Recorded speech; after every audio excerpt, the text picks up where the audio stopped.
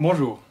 En tant que professionnel du web, vous avez une expertise de plusieurs destinations qui peut être très intéressante de partager avec les voyageurs en ligne. Vous la partagez déjà avec vos clients, mais jusqu'où faut-il aller sur Internet avec toute cette expertise?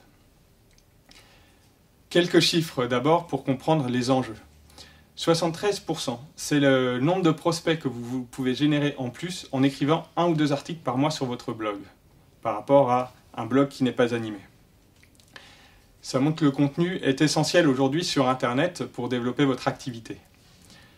Donc le choix que vous avez, c'est soit de négliger Internet au profit d'autres canaux, ou alors il faut se lancer.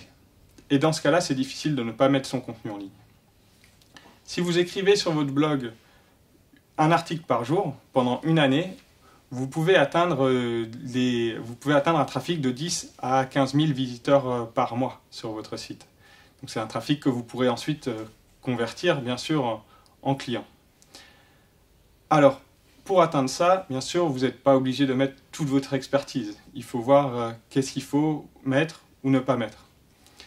Ce qui est essentiel, en tout cas, de comprendre, c'est que si vous ne mettez pas votre expertise en ligne, quelqu'un d'autre le fera aujourd'hui. Elle est déjà sur Internet, et c'est triste de voir que ce ne sont pas les agents de voyage qui ont une meilleure connaissance du marché, du tourisme et des destinations que beaucoup des personnes qui actuellement publient du contenu sur Internet.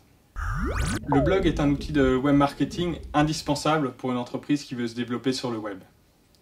En passant à côté du blog, vous passez à côté de votre développement sur le référencement naturel sur Google par exemple. Alors quel contenu mettre sur votre blog? Aujourd'hui, il faut voir que ce que vous ne mettez pas, il y a des chances que quelqu'un d'autre le mette ailleurs. Beaucoup d'agences de voyage vont par exemple être réticentes pour parler de la destination, des conseils spécifiques qu'ils peuvent avoir. La question à se poser, c'est est-ce que ce conseil-là, je suis le seul à l'avoir ou pas? Si c'est vraiment spécifique, vous pouvez le garder, ça va être un de vos secrets de fabrication. Mais si ça ne l'est pas, l'information elle va se retrouver en ligne d'une façon ou d'une autre, et autant que ce soit vous qui la mettiez pour bénéficier du trafic et des prospects que ça peut vous générer sur Internet.